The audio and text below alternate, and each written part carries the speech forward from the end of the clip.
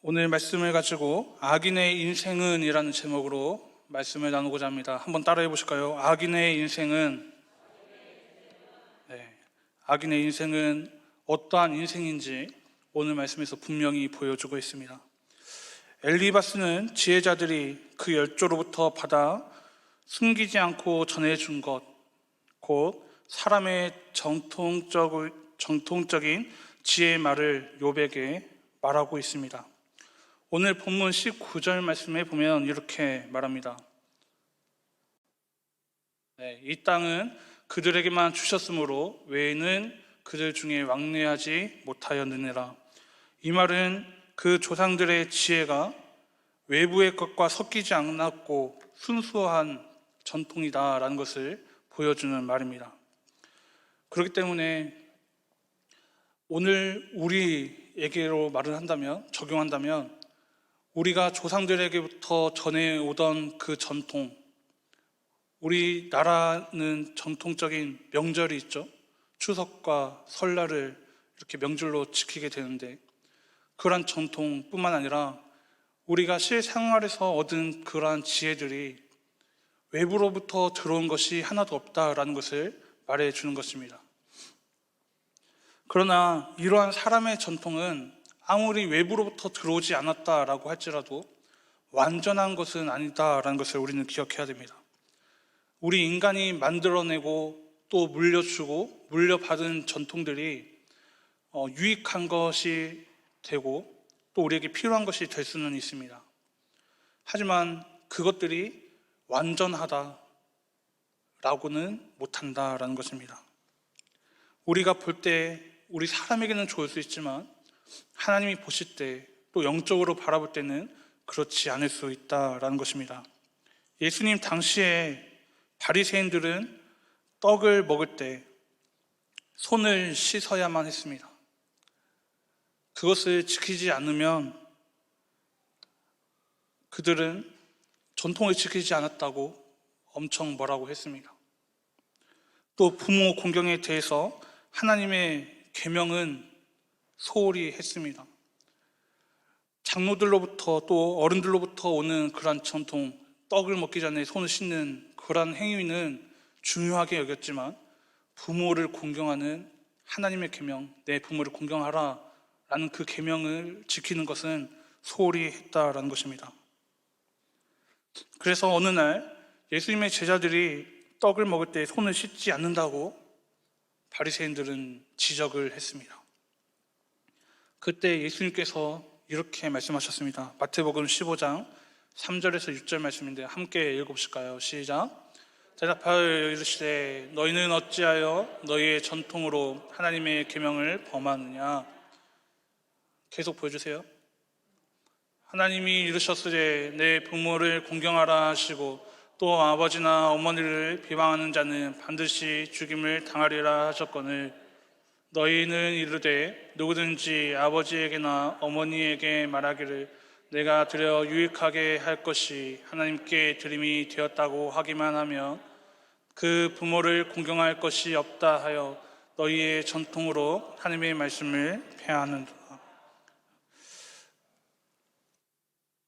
손을 씻지 않는 제자들을 보고, 떡을 먹을 때 손을 씻지 않는 제자들을 보고 뭐라고 하는 그 바리새인들을 향해 예수님께서 이렇게 말씀하신 것입니다. 너희의 유전으로 하나님의 계명을 범하느냐. 너희의 전통으로 너희가 지켜온 그런 관습으로 풍습으로 하나님의 말씀을, 하나님의 계명을 범하느냐. 범하지 말아라. 너희의 그 전통이, 너희가 지키고 있는 그 행위가 하나님의 말씀을 폐하는 것이다 라고 말하고 있습니다. 엘리바스가 전하는 이 말은 악인이 일평생 고통을 당한다라는 것입니다. 악인은 일평생 고통으로 몸을 뒤틀고 강포자는 그 죽음의 날이 언제 찾아올지 모르나 다 작정되어 있다라는 것입니다. 우리가 착하게 살든 악하게 살든 우리가 심판받는 날은 작정되어져 있습니다. 하나님께서 우리를 심판하시는 날은 반드시 옵니다. 하지만 우리는 그날을 알지 못하기 때문에, 그 누구도 알지 못하기 때문에 우리는 그날이 오지 않을 것처럼 생각하고 우리의 마음대로 살아갈 때가 있습니다. 하지만 우리의 이 평생의 삶 가운데서도 우리가 악하게 살면 우리의 일평생 동안에 고통을 당한다라고 오늘 말씀에서는 분명히 말하고 있습니다. 악인은 그 자신이 당하는 환난에서 회복되어지고 벗어날 수 있을 거라고 생각을 합니다. 하지만 그날을 기다리다가 죽음을 맞이할 것입니다. 악인에게는 질병과 기근, 전쟁 등의 육체적인 고통이 따르게 되어 있습니다. 이것은 레위기 26장과 신명기 28장에 기록되어 있는 사실입니다. 하나님께서 말씀해 주신 분명한 사실입니다. 진리입니다. 그것을 보면서, 들으면서 우리 인간은 그 악한 행동을, 악한 생각을, 악한 일들을 행하고 있습니다. 오늘 말씀에서 악인이 고통을 당하는 이유를 분명히 말해주고 있습니다. 이것은 악인이 하나님을 향해 그 손을 들고 하나님을 향해서, 전능자를 향해서 거만하게 행동하기 때문이라고 말을 합니다. 우리가 악한 행동을 하는 것은 바로 이것 때문입니다. 하나님을, 전능자를 향해서 거만하게 행동하는 것. 악한 자와 의로운 자의 차이점이 바로 이것입니다. 하나님을 어떻게 생각하고 하나님을 어떻게 대하느냐, 그에 따라 갈라지는 것입니다. 우리가 하나님을 정말로 경외하고 하나님의 말씀에 순종하며 살아간다면 우리는 악한 행동을 할 수가 없습니다. 악한 생각을 할 수가 없습니다.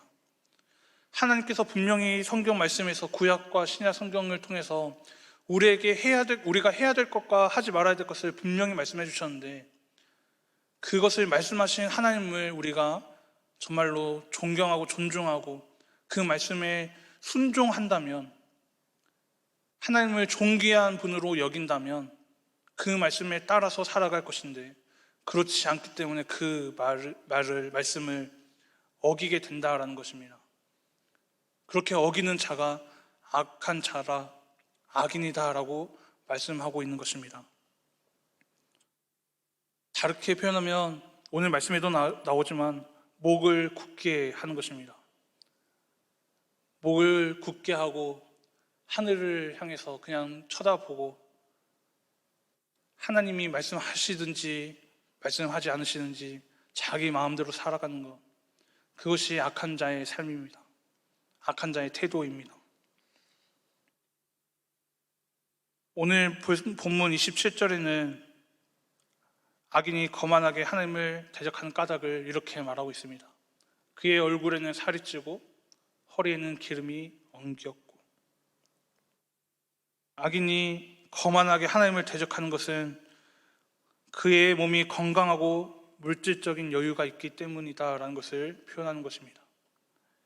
자신의 필요가 채워져 있으니까 하나님께 구할 것이 없고 바랄 것이 없는 것입니다. 목이 굳어질 수밖에 없고 얼굴에 살이 찔 수밖에 없고 허리가 기름으로 엉겨질 수밖에 없는 것입니다.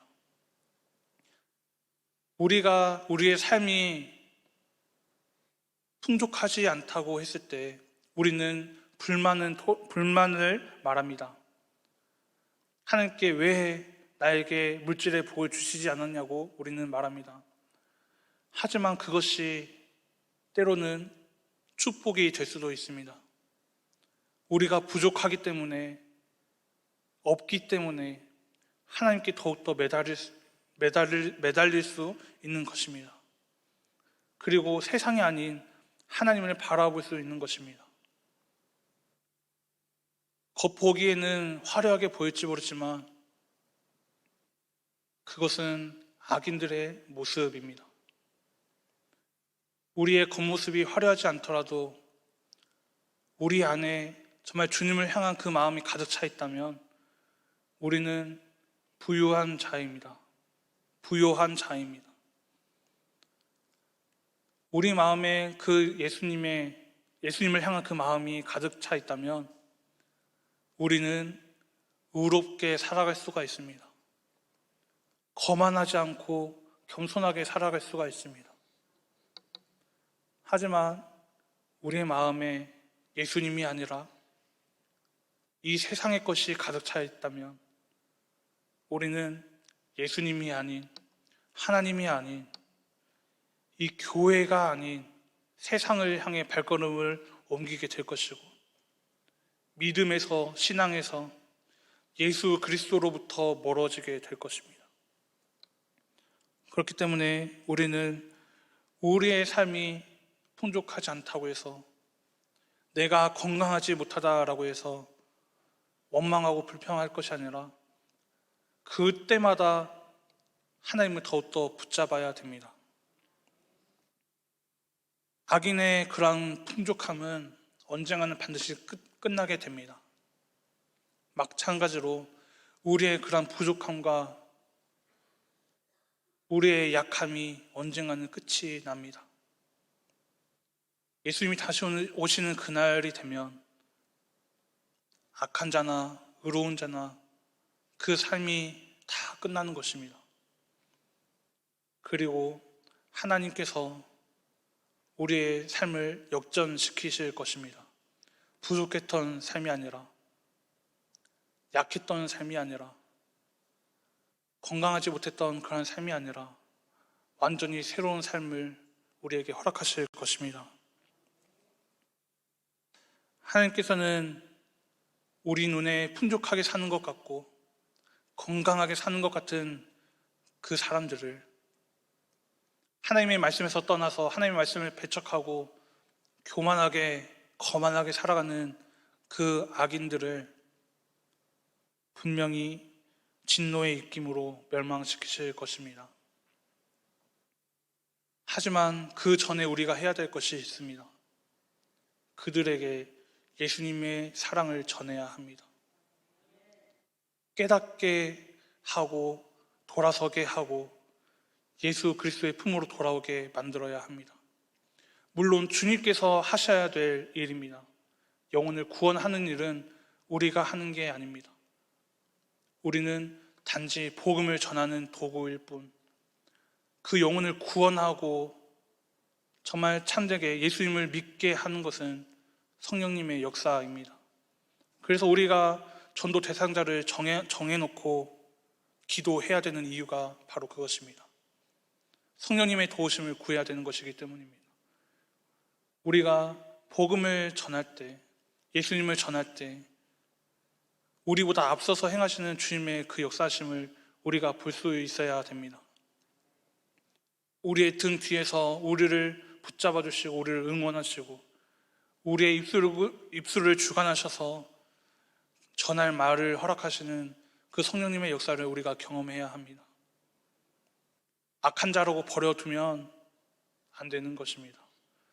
악인의 삶은, 악인의 인생은 오늘 말씀에 나오는 것처럼 결국에는 망하게 되어 있습니다.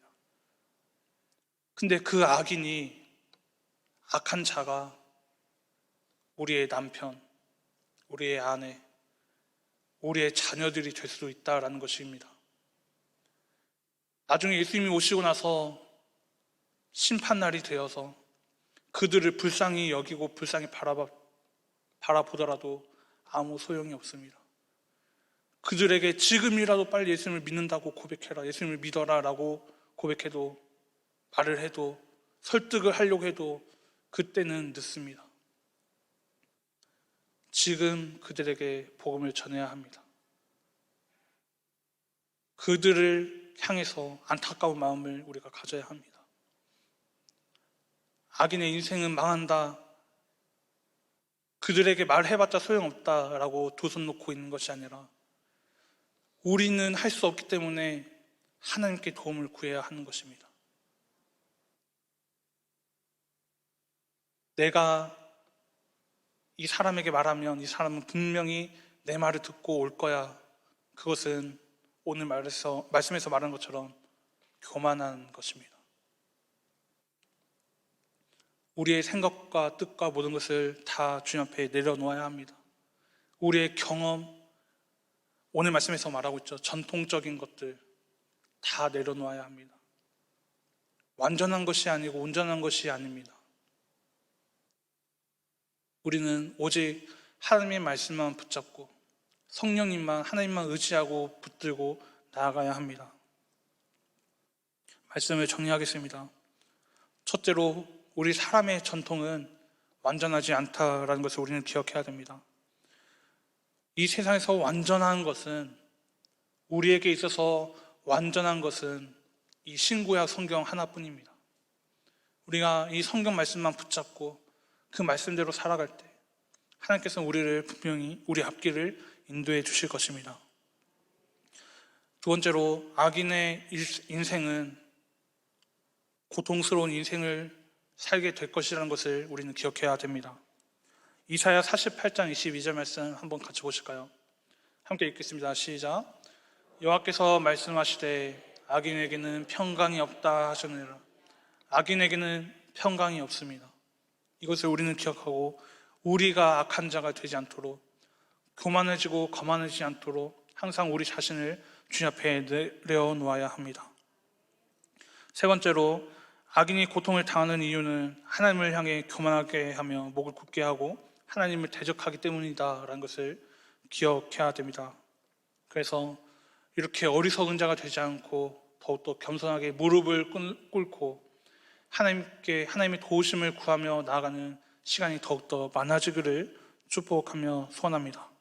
마지막으로 악인의 인생은 스스로 허망하게 망한다라는 것을 기억해야 됩니다. 우리가 바라볼 때는 화려한 것 같지만 그 안에는 구원이 없고 예수 그리스도가 없기 때문에 그 인생은 허무한 인생이 되는 것입니다.